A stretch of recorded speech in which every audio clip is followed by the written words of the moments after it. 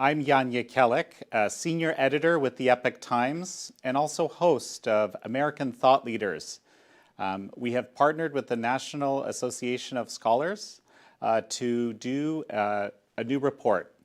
Every year, somewhere around 2 million American students take the SAT exam, but the College Board, the organization that writes these exams, has been found to have close ties to the Chinese Communist regime, according to a new report published by the National Association of Scholars.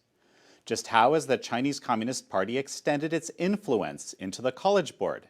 And how did this impact, perhaps unexpectedly, K-12 education and education overall in America? In this special episode of American Thought Leaders, we'll hear from the experts. Today, we've partnered with the National Association of Scholars to host the launch of this new report, Corrupting the College Board, Confucius Institutes and K-12 Education. To start, I'd like to introduce the report's author, Rachelle Peterson, who's a senior research fellow at the National Association of Scholars. Take it away, Rachelle. Thank you, Jan. My pleasure. China's interference in American society is in the news almost every day. Just last month, the State Department ordered the closure of China's Houston consulate, noting that Chinese diplomats were coordinating the theft of intellectual property. And then there's China's Thousand Talents Plan, which pays scholars and researchers to share their discoveries and inventions with China. China operates at least 146 talent recruitment stations in the United States. Meanwhile, the U.S. is just starting to reckon with Confucius Institutes, the Chinese government-sponsored centers on college campuses that serve as outposts of espionage and propaganda. And in August, Secretary of State Mike Pompeo warned colleges and universities about Confucius Institutes, noting their malign influence and encouraging them to shut them down. So far, more than 40 colleges and universities have done so. But even as the nation is waking up to the threat of China, and even as colleges and universities are dialing back their Confucius Institutes, another key organization has partnered with the Chinese government, giving China strategic access to the American education system. That partner is the College Board, best known for the SAT and the Advanced Placement AP tests. The College Board has worked with the Chinese Communist Party, lending it a veneer of credibility and luring in thousands of K-12 teachers, principals, students, parents, and lawmakers with programs that advance the interests of the CCP. The College Board is so closely wed to the Hanban, the Chinese government agency that runs Confucius Institutes, that in 2014, College Board CEO David Coleman described their relationship like this, quote, "Hanban is just like the sun. It lights the path to develop Chinese teaching in the U.S. The College Board is the moon. I am so honored to reflect the light that we've gotten from Hanban," close quote. So, reflecting the light and the interests of the Chinese government, what has the College Board done? And today, the National Association of Scholars released this new report, Corrupting the College Board, Confucius Institutes, and K-12 Education, in which we document 4 ways the College Board has partnered closely with the Chinese Communist government and 5 steps the U.S. should take to address them. The first partnership between the College Board and the Chinese Communist Party has to do with the AP test. In 2003, the College Board developed an AP Chinese language and culture course, and the Chinese government helped fund the College Board's creation of the test, covering about half of the $1.37 million price tag.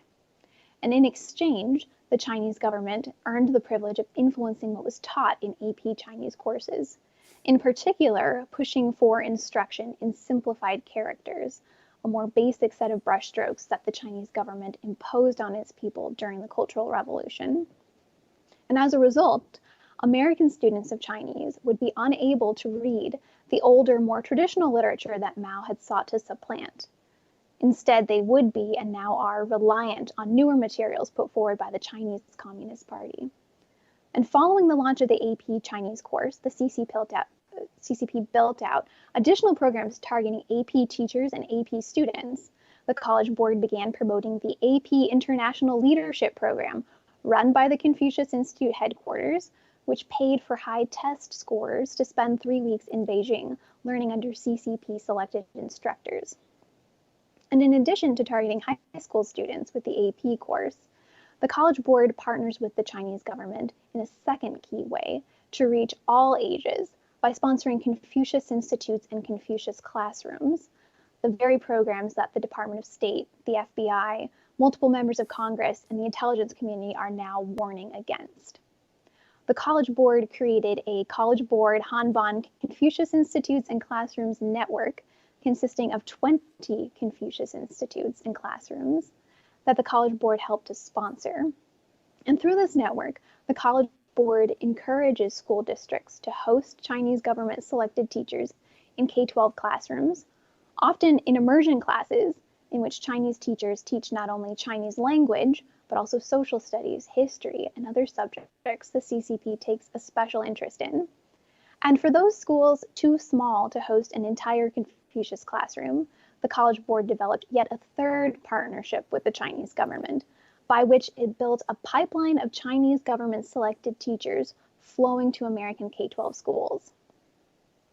The primary conduit is the Chinese Guest Teacher Program, which boasts of being the largest Chinese visiting teacher program in the US, reaching tens of thousands of students. And since 2007, it has brought more than 1,600 Chinese teachers to the United States. The Chinese government's role in this program is to screen and send over Chinese nationals to teach in American schools and subsidize their salary. The College Board's role is to recruit the schools to host those teachers. And fourth, and perhaps most alarming, the College Board helps the CCP train American teachers of Chinese language.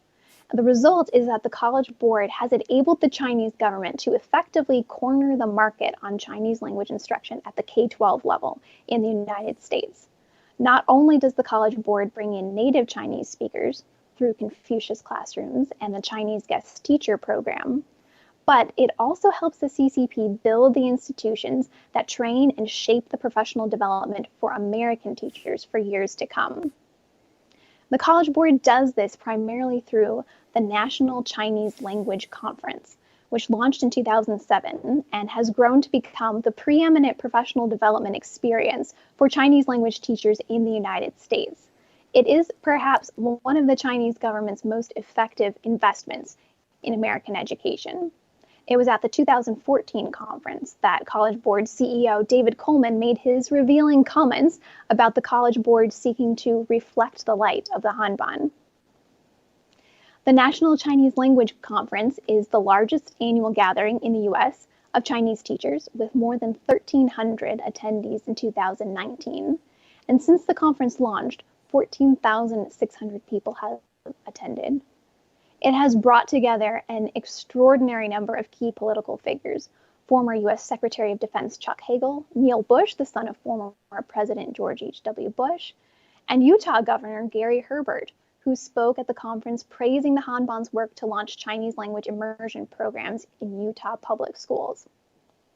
And for a time, the National Chinese Language Conference even enjoyed support of the U.S. federal government. During the Obama administration, senior staffers from the U.S. Department of State and Department of Education served on conference advisory committees, and in 2014, the Department of Education was even a conference sponsor. Now, we now know the dangers of close affiliation with the Chinese government.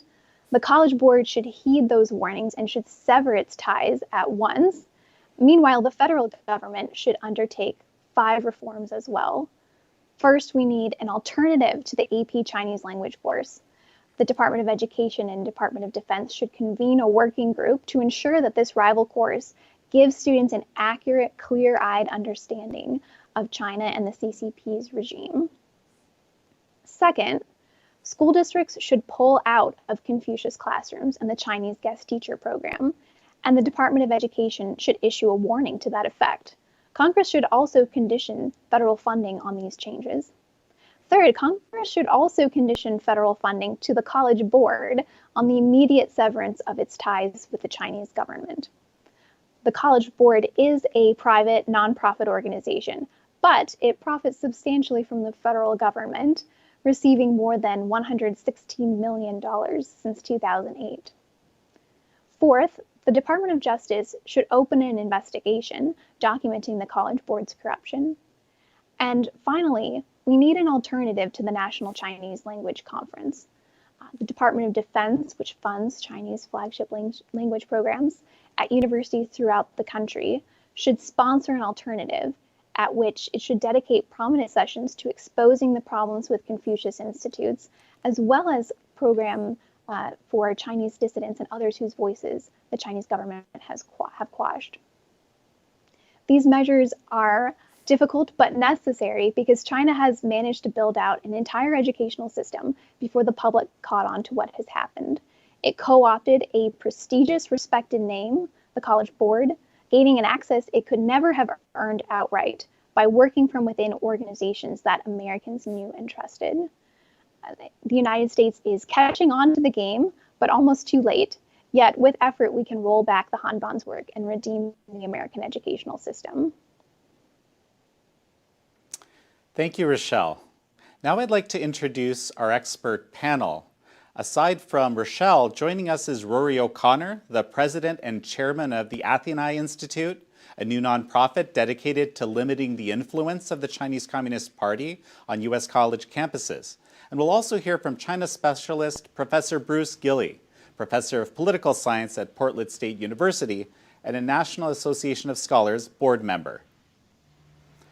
So Rachelle, what you've just described is, I think I wrote a tweet that said, I promise you all what you hear is going to be stunning. Hearing it again, and I've obviously looked through the report, it again is stunning to me. And the thing that strikes me here is that we've been talking a lot about removing the Confucius Institutes from American college campuses, but will removing even all the Confucius Institutes actually take away the influence of the Hanban and this whole institution? I have a big question mark in my mind right now. Well, the Hanban has exerted itself far deeper into American society than just the Confucius Institutes at the college level. Those have gotten an enormous amount of well-deserved attention, but there are these Confucius classrooms sprinkled around the country at K-12 schools. The College Board sponsors 20 of those, but there are hundreds more unaffiliated with the College Board. And the depth of the Hanban's partnership with the College Board should really spur us to look closely at the rest of the ways the Chinese government has been insinuating itself into our institutions. Rory, I wanted to switch to you and briefly, you've been doing some incredible work raising awareness on college campuses and frankly also, rare in our political reality, bipartisan work. And I just wanted to give you an opportunity just to mention what the Athenae Institute is, what you're doing, and then connect it into the topic. Well, thank you for that, Jan. The Athenae Institute was set up this past May, really in response to the concerns of students who have been most affected by the Chinese Communist Party and its proxies on campus. On May 13th, we released the Washington Appeal, which was created really in an unprecedented manner that has really no other similar or comparable instance of sort of bipartisan interest or solidarity between college Republicans and college Democrats. What that really captures is the sentiment of our generation, really the concerns that we have and the failure of university administrations to address them. With this in mind, the Confucius Institute U.S. Center, in response to a lot of these things, has really only served to further highlight really the deceptive nature of it and those involved with it. It's something that students are most affected by, and yet it's something that only recently we've begun to take a very firm stance and stake in. Professor Gilley, you've been mentioning, when we talked offline earlier, you talked about, this sort of the profound influence or the profound impact of having essentially Chinese Communist Party teachers, or this whole approach to education impacting how essentially all teaching around Chinese language is done, or most of it is done here in the US. Can you speak to that briefly, please?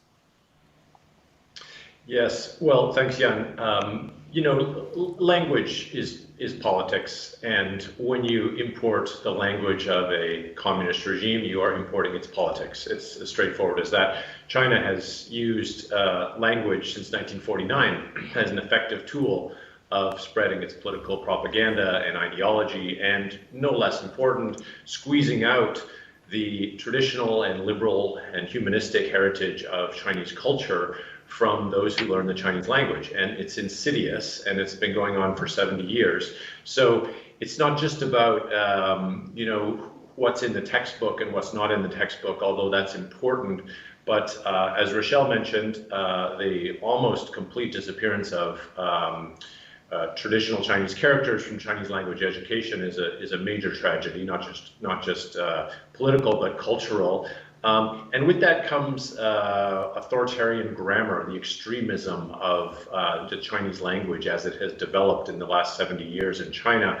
And also with that comes, the sort of squeezing out of non-Mandarin dialects, which also in any normal pluralistic Chinese community, you would be teaching the different dialects. Cantonese, as spoken in Hong Kong, is actually far more traditional form of Chinese spoken than what our college learners are learning with Mandarin. So there's this is a kind of tip of the iceberg what this report is highlighting, and I think it will help to raise consciousness about what we need to do to push back this long takeover of the Chinese language. Bruce, you just mentioned Hong Kong, and I was thinking about this. We're seeing in Hong Kong as we speak a kind of quick version of the application of the Chinese Communist Party approach to education being implemented forcefully. Your thoughts? Yes, so Hong Kong's important in two senses. One is it shows what China's ultimate endgame is, which is to seize control of the Chinese language and eliminate rivals. But Hong Kong is also important because it is one of the two major Chinese communities left that uses traditional characters, the other being Taiwan, and which produces a robust literature, media publications, book publishers, education materials that are not in the control of China's communist regime yet. And so losing Hong Kong would not only be symbolically important, but it would be substantively important in terms of further defeats for non-communist approaches to Chinese language. Let's jump back to the United States here. I'm going to take a question from our audience, from T42. Here's the question, and I think, Rachelle, we'll start with you. Where exactly does all this, quote, funding go? Who controls it? Follow the money. No communist entity has a comment. No foreign entity, especially a communist one, should have any kind of leverage or input into our education system, just as we have no input into theirs. But let's start with the question. Well, that's a great question, highlighting also the issue of reciprocity, namely that China is aggressively seeking to interfere in our institutions, but won't even host American cultural centers in China. But where the funding comes from is straight from the Chinese government. These programs are being run through the Hanban, which is part of the Chinese Ministry of Education. The funding is flowing to the College Board, which is getting all sorts of sweeteners and funding. The College Board is not doing this out of pure goodwill or innate desire to promote Chinese language. It's doing this for the money, and it's been bought off. It's been persuaded that it can handle the risks of engaging with a Chinese communist regime, and that it can supposedly maintain integrity. But the evidence shows that it has not. It's really been corrupted from the inside out for the sake of chasing the money. So, Rory, it's probably not too long that you actually did your SATs. And I'm wondering if you could actually speak to another question. This one's from GA2 Breezy. Please explain who the College Board actually is and their role in setting courses across colleges and universities. How does working with the board on designing a language and culture course affect the entire college and university program? Just trying to gain a better perspective on what the title means. Thank you. Well, I must admit I haven't taken too many AP courses. With that in mind, though, effectively the College Board runs college credit courses in a sense if you test a certain level within high schools. Now, one of the issues is that if you're taking an AP course in Chinese language, for instance, where are they getting that material? They're getting it from the Chinese, really. They're getting it from proxies of the Chinese Communist Party. So AP courses are something, for instance, which are administered by, which are really, they have their curriculum set by the College Board.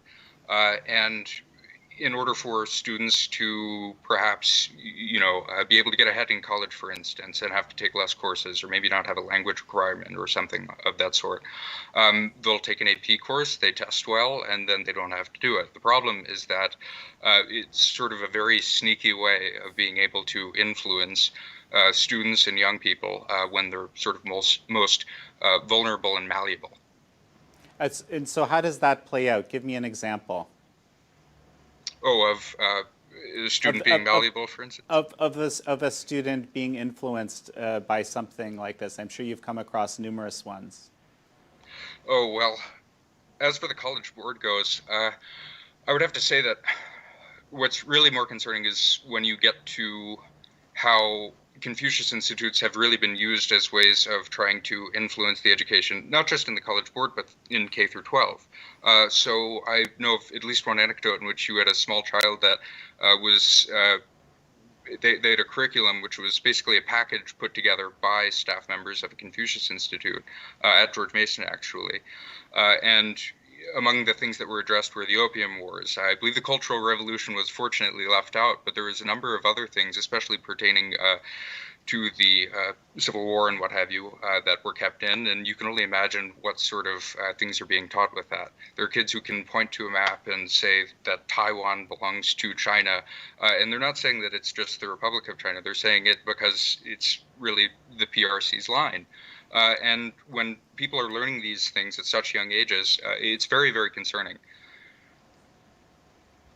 So I'm going to ask this question to the room. How is it possible that the Chinese Communist Party has gained such unprecedented influence over America's education system? Jump in. I'll start off. First of all, China has been extremely aggressive. It has been promoting this relentlessly. It has been offering huge sums of money. The College Board, colleges and universities, other institutions have found it incredibly convenient to be co-opted by the Chinese government because they're being remunerated handsomely as a result.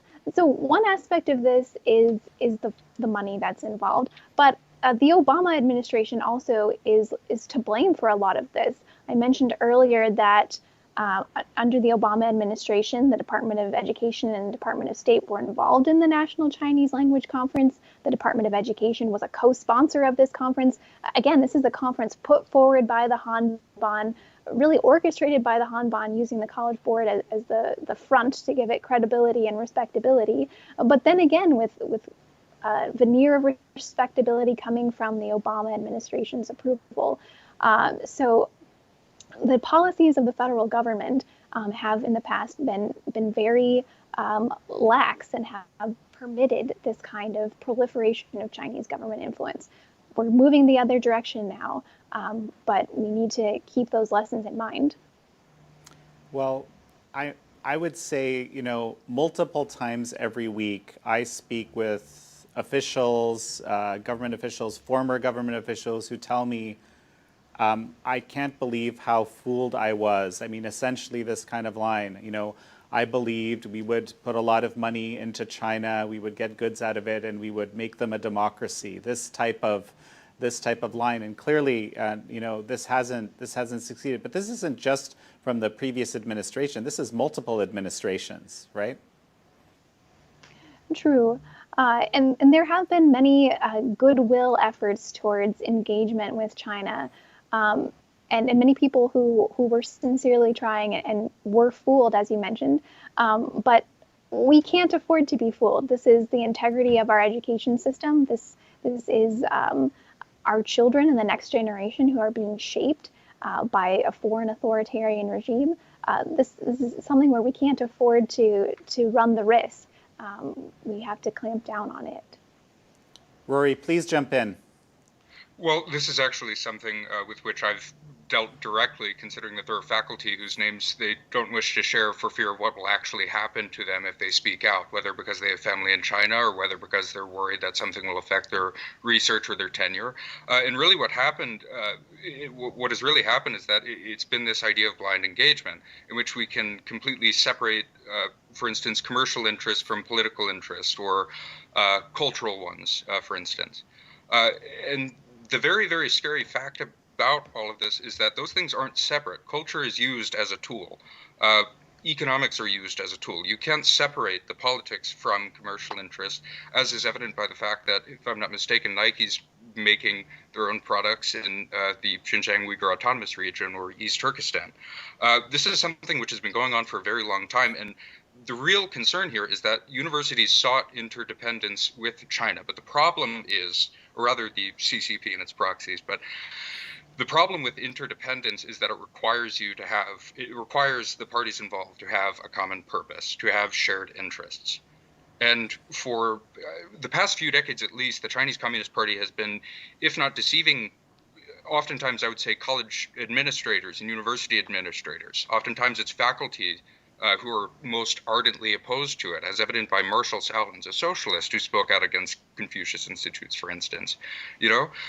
So really what we're seeing is that they've embedded themselves and they've tried as best as they can to latch themselves onto our institutions and to really, I hesitate to use the phrase elite capture, but they've tried to really harness the sort of centers of power and what have you at universities.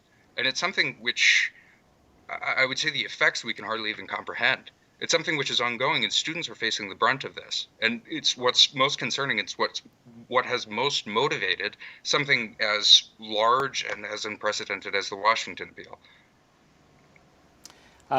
Professor Gilley, as a faculty member yourself, your perspective here? Well, it's interesting to compare the problems we have with Chinese language education with the problems we did not have with Russian language education before 1989. And the question is, well, what's the difference? Well, there's two things at play.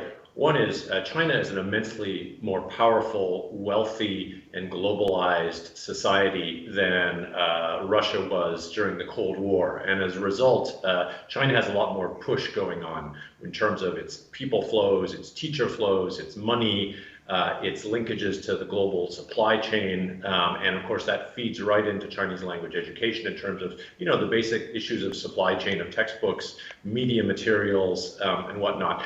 But the other thing, which I think Rachelle is highlighting correctly, and Rory as well, is the receptivity on our end is much greater to Chinese influence, whereas in the Cold War, we were very aware that we didn't want Stalinist literature for our students of Russian language. We wanted them to be reading the Russian classics. And for some reason, we think it's okay for literature and textbooks coming out of communist China to be normalized among our student population. So I think that pull side is important to keep in mind. And honestly, there is as Rory has pointed out, people say, well, we don't want to be Cold Warriors, we don't want to be anti-China and xenophobic and whatnot. And yet, that's an absurd argument because it's got nothing to do with the Chinese people. Indeed, the Chinese people are our allies in this struggle to recover their authentic culture. And what's really at stake here is getting over this idea that challenging the PRC on language is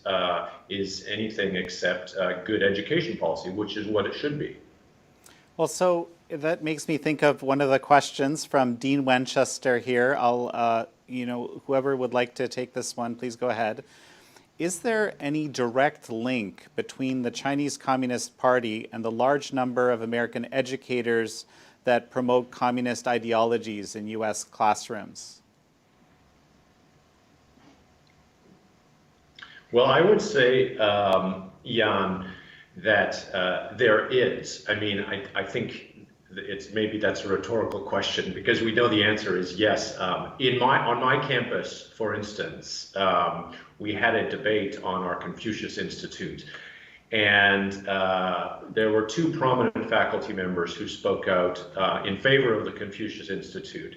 One of whom is a well-known socialist and communist who regularly appears on Russian state television and is a virile critic of the United States, and says that any attempt to push back on Confucius Institutes would just play into Cold Warrior McCarthyism, right? And so I think we can trace those linkages very clearly between far left faculty who espouse communist and socialist ideas and the receptivity to the language and teaching materials of a communist state, of course.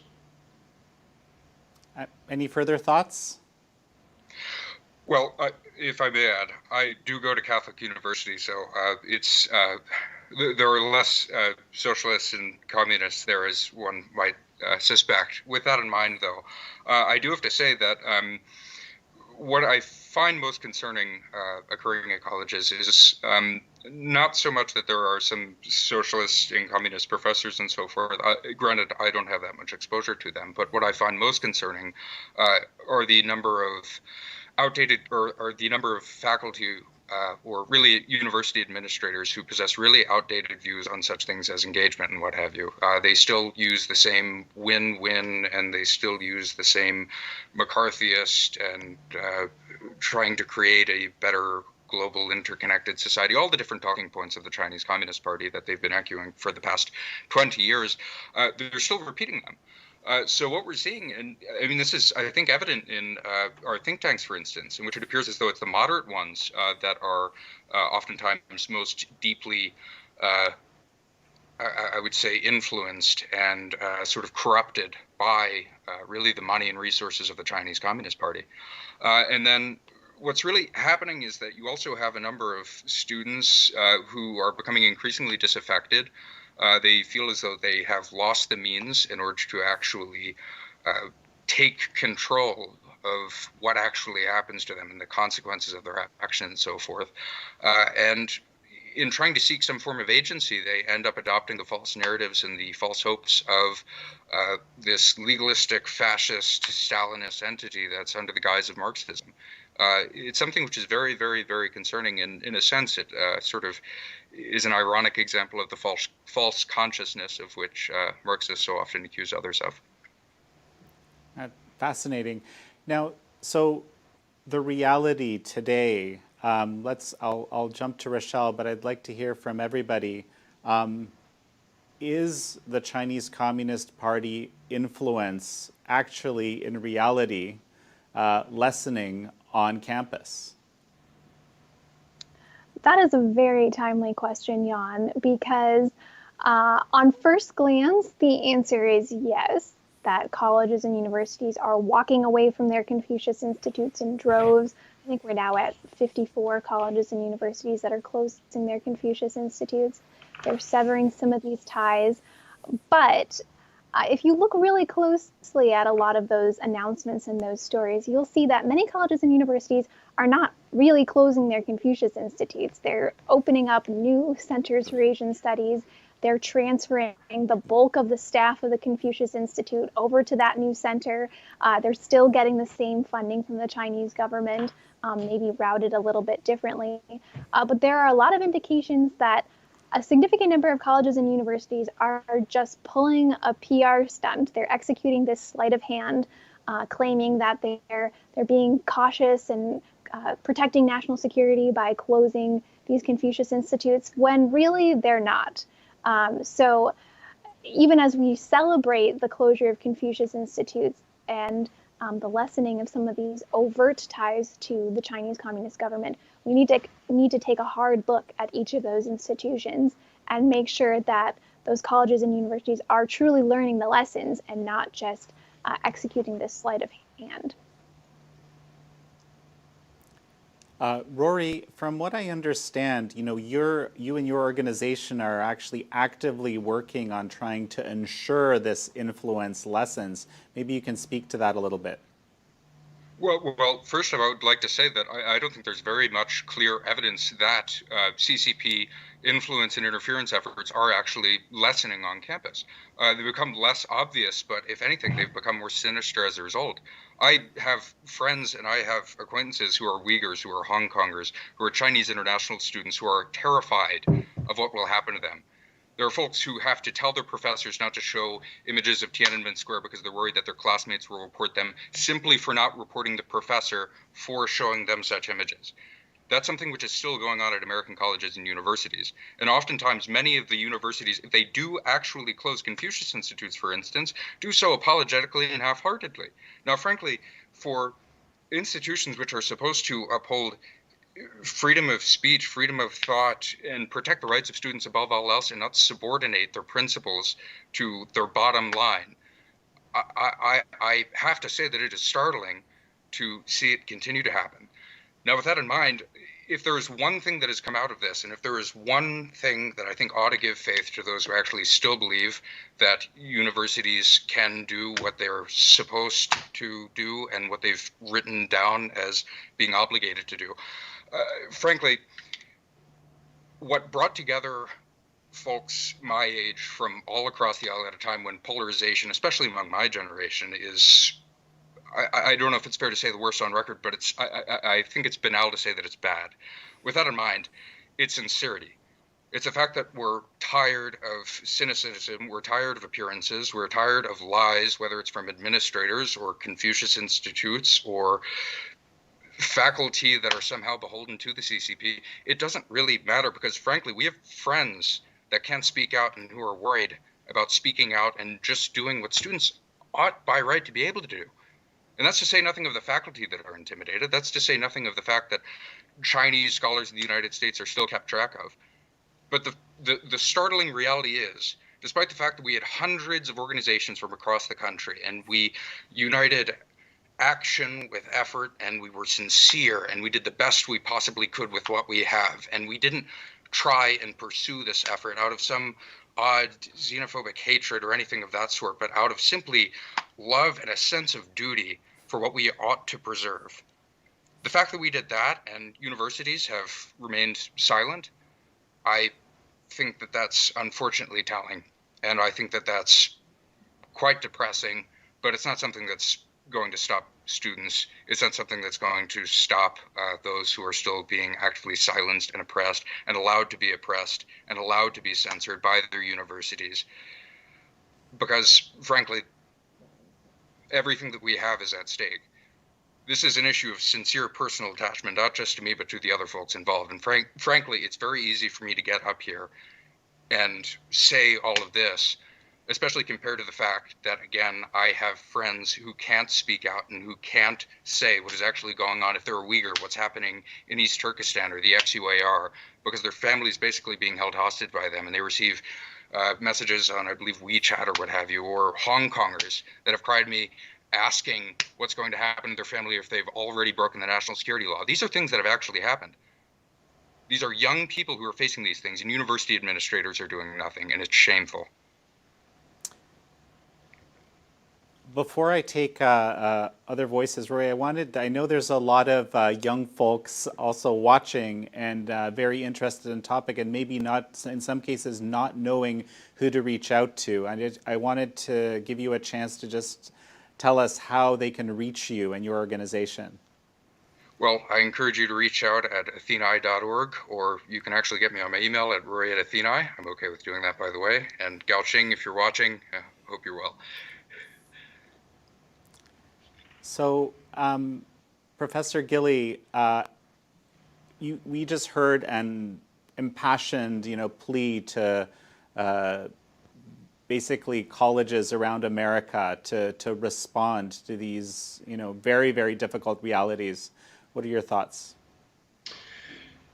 So I think this is very important, as we've talked about before. This is the tip of the iceberg, but let's remind ourselves of what a long road we have to march here.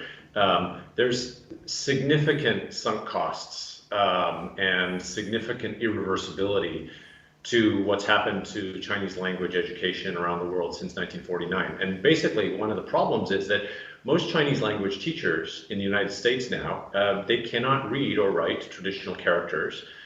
They themselves lack access to non-communist Chinese language. So in terms of the constituency, because as an educator, I know that you can pass as many mandates and laws as you want, but educational reform requires the buy-in of the educators themselves. And so one of the big challenges is how do we work with our Chinese language teachers, not just at the college level, but significantly at the K-12 and particularly the K-8 level, to incentivize them and help them to turn away from simplified characters and Chinese textbooks and whatnot, because that's a big practical problem, because we've got basically 70 years of sunk costs in PRC Chinese language materials. So, this is something I think you talk about some creativity from the policymakers, very important here. We have a tremendous community of Chinese language teachers in Taiwan, in Hong Kong,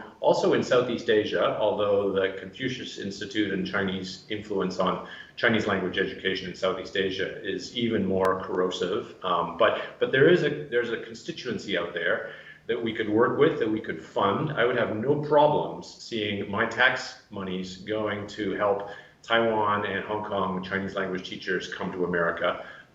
There's some creativity there, I think, on the policy side, but just keep in mind this is a big irreversibility problem that we're going to have to tackle. Well, okay, so I imagine there's a lot of people watching right now that are, horrified. might be a term I expect by this reality, and it might seem insurmountable. There's this irreversibility issue that you mentioned, Bruce. The question is, people will be thinking to themselves, what can I do here? In the face of this, universities don't seem to be acting, or perhaps even avoiding, as Rachelle was describing earlier, actually dealing with the issue. How can the typical person watching today have an impact on changing the way this reality? Well, one first step is just simply don't send your kids to a Confucius classroom or a Confucius Institute or a school that is using the Chinese guest teacher program. Many parents want their students to learn Chinese. I understand that it is an important language, but don't go the Confucius Institute, Confucius classroom route. It's not worth it. Second, for average Americans, hold your local institutions accountable. Parents, go to your local school district and petition them to close their Confucius classroom, to get out of the Chinese guest teacher program, to cut off these ties. These are changes that can be made at the local level. Parents can have immense sway over that. And at the policy level, you can reach out to your state legislators. There are state bills starting to circulate. Rory's group has a model legislation, the Atheni Act, which is really excellent. And at the federal level, there are bills being circulated as well, including the Confucius Act, which passed the Senate earlier this summer. So it's not as though there's nothing that we can do. There are steps that can be taken. It is a long road ahead, as Bruce said, but there are immediate, tangible ways that we can start. Rory, why don't you talk about the Atheni Institute model legislation for a moment, and then tell us, at the grassroots level, what do you think people can do? Well, Jan, there is just something that I want to say. I think it's only right that people are afraid, and I don't think it's necessarily problematic, so long as people are afraid of what it is that we actually have to lose and what is at stake. And it's not actually lost, but it very well can be, because what we really need to do is remember that democracy isn't just something that occurs in the voting booth once a year. It's not just something that occurs in DC or any state capital for that matter. It's something that occurs every single day. It occurs in our individual actions, and it occurs in every single expression of our dignity. And right now, Uyghurs aren't able to do that. In fact, Uyghur intellectuals, as they're being rounded up and their culture is being extinguished by the Chinese Communist Party, and it's being torn apart by those who are committing those heinous acts over there. I mean, frankly, universities ought to be offering a place of refuge there. Beyond that, though, what I think is very important to state, and to get into the very specifics of this is something that has to be done continuously. It has to be done constantly. It has to be done vigilantly. Students, if you're interested in this, if you have friends that have been affected by this, reach out to us. Reach out to, hell, any journalist that you know. It can be a local one. You know, we're all for supporting local papers in a time like this. Reach out to the Epoch Times, for instance. Beyond that, get involved. Get active. Do something. Organize webinars. Beyond that, support the Athena Act. It's state-level model legislation that we've made, so that way we can combat Confucius Institutes at their source, and that we can hold these proprietary institutions of authoritarian regimes accountable. That's something which you can very easily do, because frankly, state legislators would oftentimes very much prefer to handle an issue like this than have to handle a pothole or something like that. So take that as you will, but at the federal level, call your member of Congress, ask them to support the Confucius Act. That's been sitting around for a while, but it's something that ought to have bipartisan support. I mean, frankly, one of the most unifying issues of our time is the fact that what we have and what we ought to hold dear has been, what ought to belong to all of us has been taken by a few and sold to the Chinese Communist Party and its proxies. And that's not right. And they're vulnerable. And frankly, as our institutions, which ought to terrify the Chinese Communist Party, are now fearful of them and submissive of them and seeking to accommodate them, hold them accountable. Don't let up.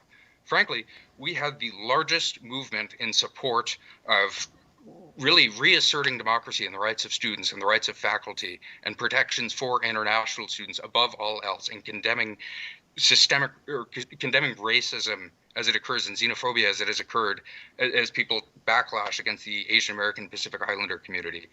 Take these issues seriously, take them sincerely, but frankly, it's something that has to be done continuously, and it has to be done really forcefully. Rory, just very briefly, what the bullet points on the Athena Act, model legislation? Oh, I'm very glad you mentioned this. There's a policy wonk in me.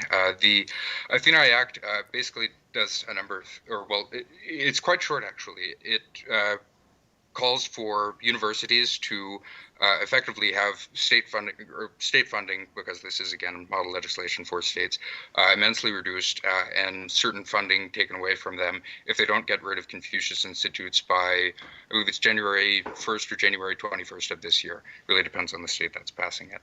But with that in mind, it's something that should have been taken long ago, and it's something that's really just a necessary step to reassert and reinforce and maintain academic freedom.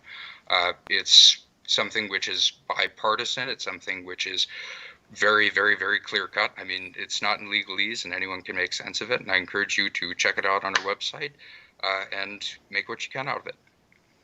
So let's talk about the 5 recommendations that the report that we're looking at today has. And maybe, Rachelle, if you can remind us, why don't we start with number 1 and just kind of give me a sense of how to tackle this?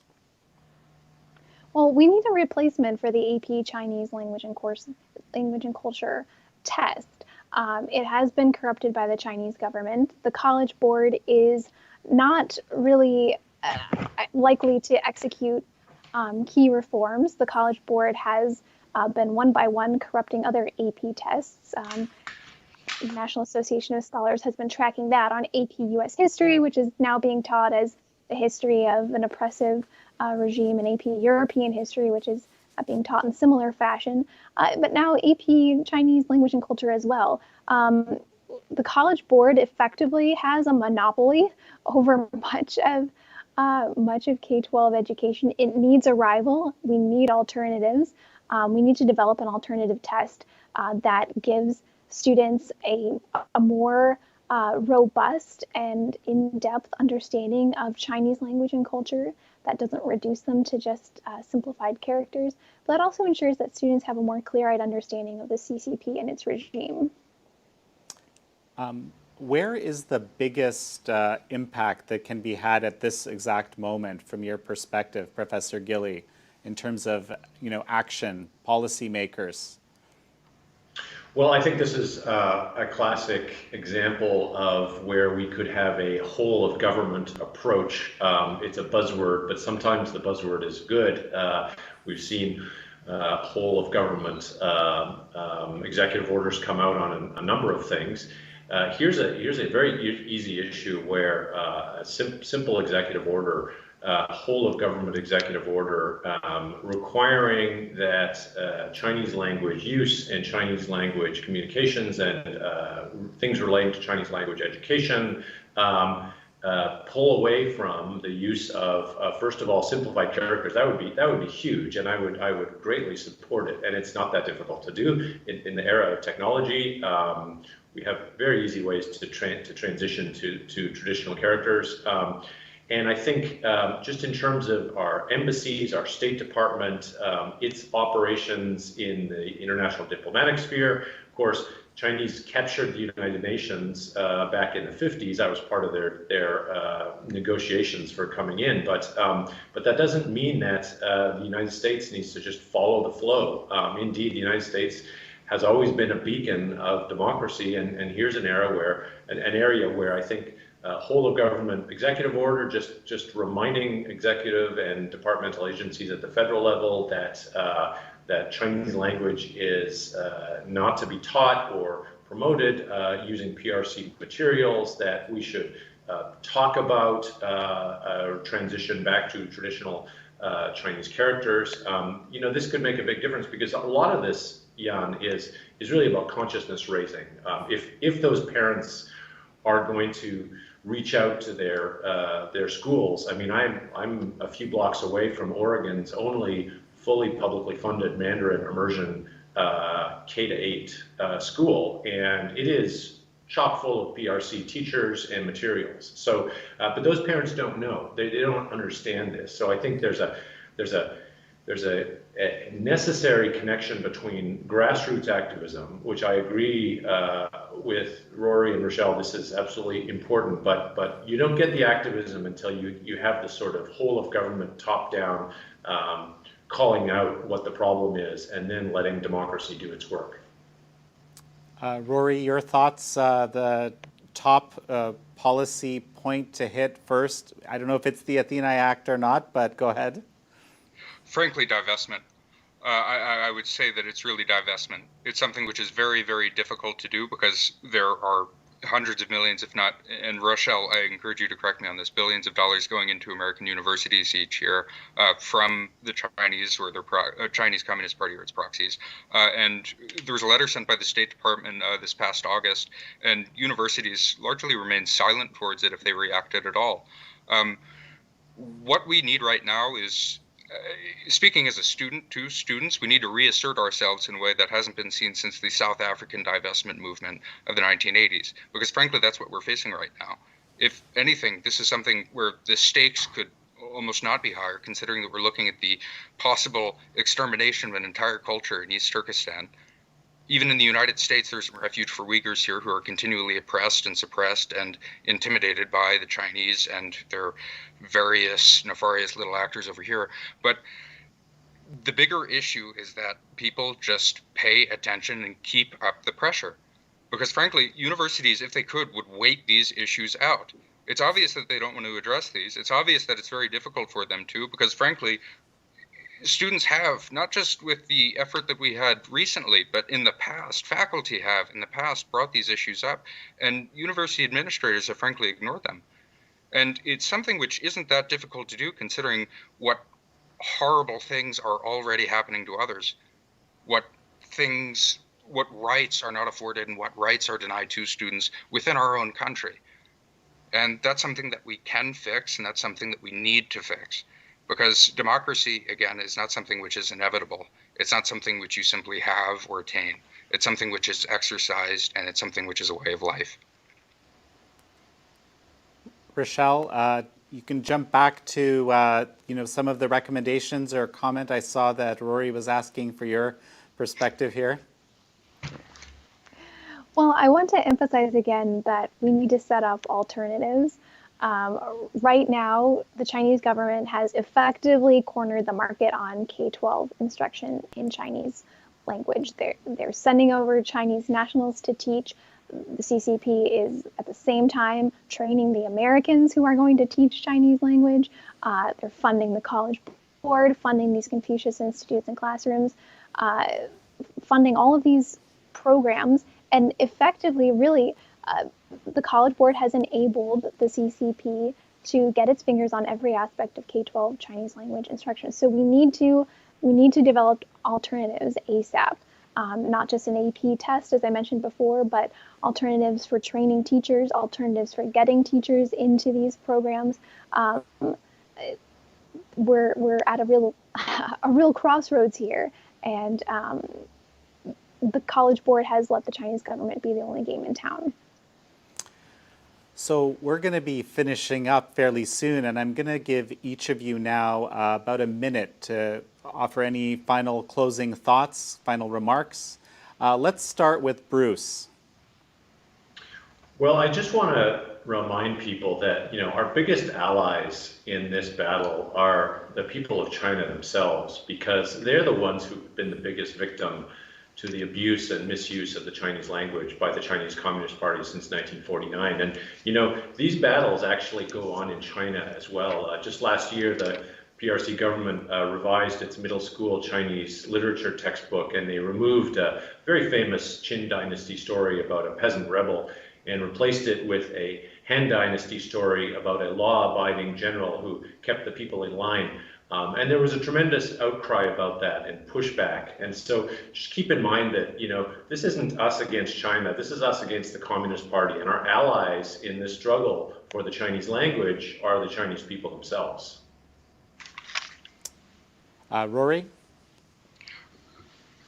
Freedom is something which, again, is not really attained. It's something which is posited, and you have to fight for it. You have to do something. You have to take hold of the responsibility which ought to be yours, which is yours, and which you're obligated to exercise, considering that students are most affected by these issues. Students are the ones who face threats and intimidation and suppression every day in the United States and elsewhere because of the inaction of university administrators and the ignorance of others. It's something that can be addressed and which we must address. They're vulnerable. We can do something about it. It's not inevitable, but we have to act. And Rachelle, it's only fitting that you offer the final words. Thank you, Jan. We are reckoning with the realization that the American education system has been corrupted from the inside out, from kindergarten level all the way up to higher education, through the Chinese guest teacher program, Confucius Institutes, Confucius classrooms. Colleges and universities are to blame for some of this. The College Board is to blame for this as well. But individual school districts, individual leaders have made these mistakes as well. And we need to turn around now.